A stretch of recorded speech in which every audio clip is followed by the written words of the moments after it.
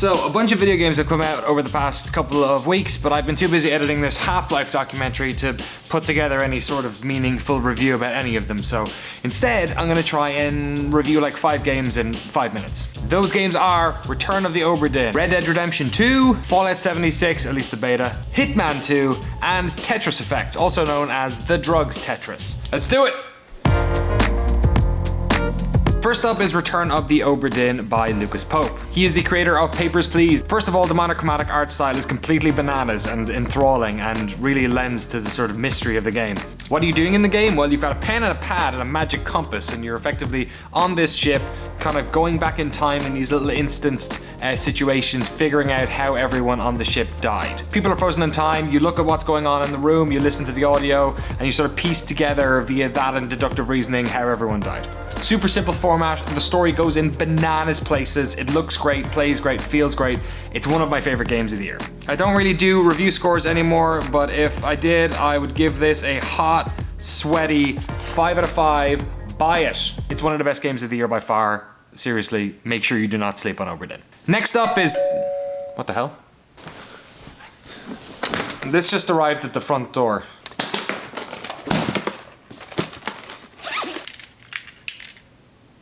Alright, this is weird. Hello, NOCLIP. Danny O'Dwyer. Do not mistake this message for an offer of friendship. Your name was passed to me by someone I'm inclined to trust.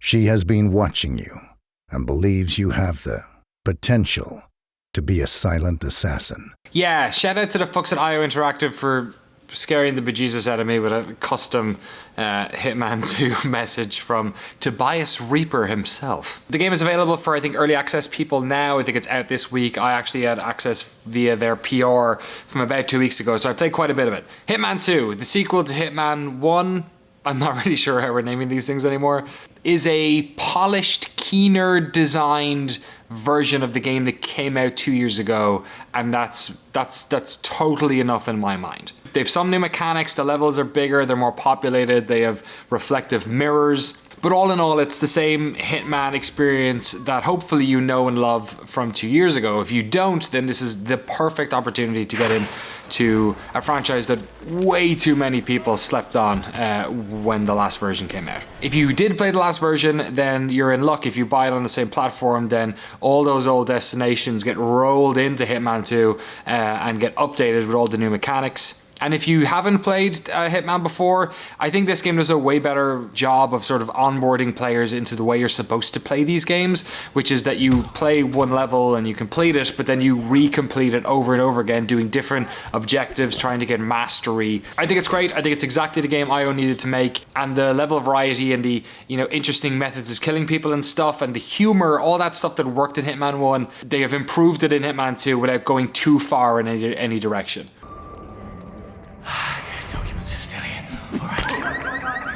I say this as somebody who's a lifelong fan of the Hitman franchise and quite frankly is relieved that this game got made because it looked like perhaps IO were, you know, going to be lost to history when all the stuff happened when they separated from Square Enix. So I'm delighted it's out and I'm relieved and delighted that it's a quality video game.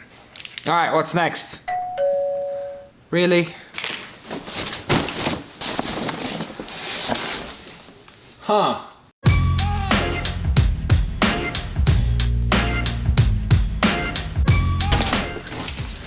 I usually don't get sent stuff by game companies, but I guess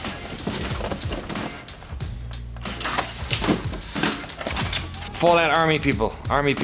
The game, I already own it, so I might give this away. Some sort of tube, I imagine a poster.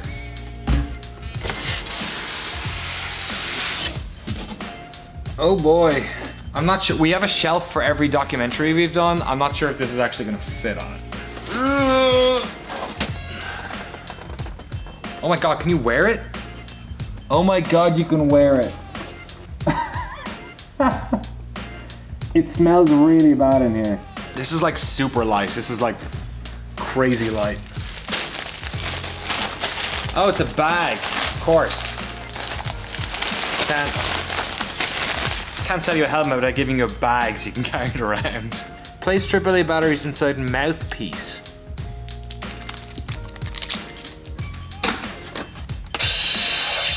Ah. I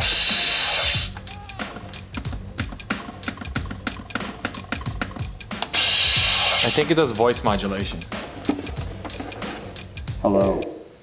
Hello and welcome to my review of Fallout 76. It's probably pretty hard to understand what I'm saying, right? It's pretty cool. Yeah, so I played some Fallout 76. The beta has been on for folks who bought the game early, I guess. It's coming out this week. I played maybe 4 to 6 hours of it, and my feelings of it are complicated. I really enjoy it, but I don't really think it's a Fallout game for everyone. There's plenty of videos out there of people criticizing it for not being like a single player Fallout kind of experience, or that some of the numbers are kind of off in terms of how it plays, which I think is kind of all to be expected. I don't know, from talking to the team, you know, and producing the documentary, I got the sense that they were very much launching the game and then sort of figuring out a lot of that stuff as they went along, because they don't have all that much experience in doing live games. Look, the reason I like Fallout games, like I am historically really bad at finishing them and doing the story. I'll get into this in Red Dead as well, where like I play a lot of these games like World of Warcraft and stuff like that, not because of the mechanical, you know, progression, or not because of the mastery, or because of the story, but I played them because I just love world exploration. So for that, Fallout 76 super scratches the itch for me, because it's this whole brand new world. There's like story and stuff hidden everywhere. There's different biomes. It's like varied, and the sort of sense of exploration, at least in those opening hours with other humans around, I found really interesting. Like I ended up going away from certain areas and towards other areas based on the fact that there were like higher level players there, and I just didn't want to get engaged with them. With a long running franchise, I get that people bring in their own baggage, so I'm not expecting this game to be for everyone, and I'm also conscious of the fact that I'm one of the people who's really into this game, and also one that did a documentary on it and now just got a free helmet. Look, I've been doing this game long enough, you know that I don't bullshit when it comes to this sort of stuff. So for me personally, I actually really like 76, and I'm looking forward to diving back into it this week.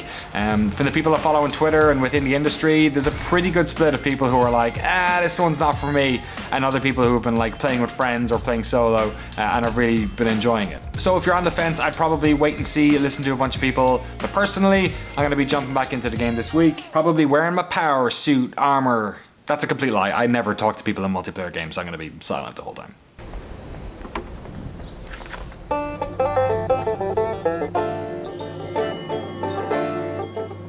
Alright, out of here, buddy. Next up, Red Dead Redemption 2. I did that big preview thing about a month ago when I got to play it early. I have since played countless hours of that game. Everyone's done a review at this stage. What do I have to add? Well, how about the fact that I've played the game for like 30 hours probably, and I'm still at the first campsite. I love this game for the same reason I'm enjoying Fallout 76, and the same reason I love just faffing about in World of Warcraft and stuff. World exploration. This game is so much fun to just bounce around in. I've gone on like week-long camping trips in this game, just like loaded up with supplies, you know, gone out into the mountains or into the woods, set up camps, gone fishing, gone hunting, you know, done a couple of missions here and there. But what I love about this game is just the weird, like, it's almost like a cowboy simulator. Like, part of it plays like a Rockstar game, and then there's other parts of it which play like, you know, European Truck Driving Simulator 2015. And I'm really enjoying that about it. And I hear the story is really good when you get into it, and there's all these other places you can explore and all that sort of stuff. But I'm just really enjoying the boring camping, fishing, hunting simulator aspect of it myself. It's a crazy game. I think Game of the Year this year is going to be fascinating, because I'm not sure if Red Dead Redemption is the most entertaining game in like the purest sense of the world. It's like the most realized game ever, but that doesn't necessarily mean good or fun. But I'm really enjoying playing it for those reasons, and I'm going to be playing it for, you know, weeks and months ahead.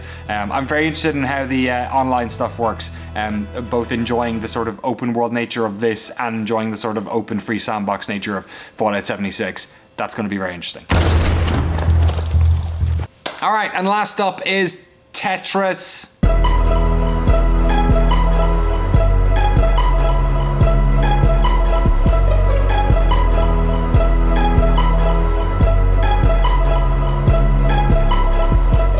A lot lot of scuttlebutt about this game, not least because it's basically Lumines meets Tetris. I love Lumines, loved it on the PSP, fantastic. And it's married now with Tetris, so it's basically Tetris with like playlists. The music sort of is dynamic and interacts with what you're doing on the screen. It's gorgeous, it's like an experience, it's that res experience that you're getting. It's also $40, and yes, there have been people complaining about the price. There have also been people complaining about the price. I get both sides of the argument. Games should cost what they cost and you should pay for them and they're hard to make, and you know, labor practices are bad and all that sort of stuff. Also, it's Tetris for $40. You know, I like to pay for games, indie games. If indie game developers, you know, I say this with a free fucking helmet, but if indie game developers send me keys, I usually refuse them and buy the game. I buy 95% of the games I get. Sometimes I get sent early code like Spider-Man, but generally I buy games. I like buying games. I also felt weird, you know, spending $40 on Tetris in a month that I spent all the other money on all the games I just talked about. So how do I feel about the game? Purely outside of the realm of you know, the cash involved, it's really, really beautiful. It's like that game dev story. It's like somebody made a Tetris type game and put all of their development points into the emotion field. It's just a really beautiful game to like sit back and play in the evening and just chill out. Like I grew up listening to like European dance music, so it's like ticking loads of boxes for me. As somebody who's like not good at Tetris and like doesn't really give a shit about Tetris, I'm enjoying it even still. Like the difficulty ramps up a bit in the sort of like last couple of levels, but generally it's like pretty doable. I'm not sure if I'll keep playing it after I've completed it. I've got like 1 or 2 levels left, but it's certainly the best Tetris game I've ever played. If you like Tetris, then sure. If you like Lumines, then sure. If none of those ones tick your box and you're not really sure about spending 40 bones on it, then probably wait until a sale comes out. Alright, that's my games. That's all the games I've played, except for all these. I played all these games as well. I've played this game, maybe you've heard of it, it's called Half-Life Counter-Strike. I played this game, it's called Condition Zero. I played this game, it's called The Orange Box. I played this game, it's called Half-Life 2 on PlayStation 2. I played this game, it's called Half-Life Game of the Year Edition. Been playing a lot of Half-Life, been editing a lot of Half-Life. Our Half-Life documentary will be out in a couple of weeks. It's coming together really good. It's the best. I don't have time to play any of those games I just talked about ever again, at least not until November. So if you've played them and you have any thoughts, comments, or concerns about them, by all means, please put them in the comments below. Alright, I gotta get back to editing. Thank you for hanging out. More vlogs coming soon. See you on the other side.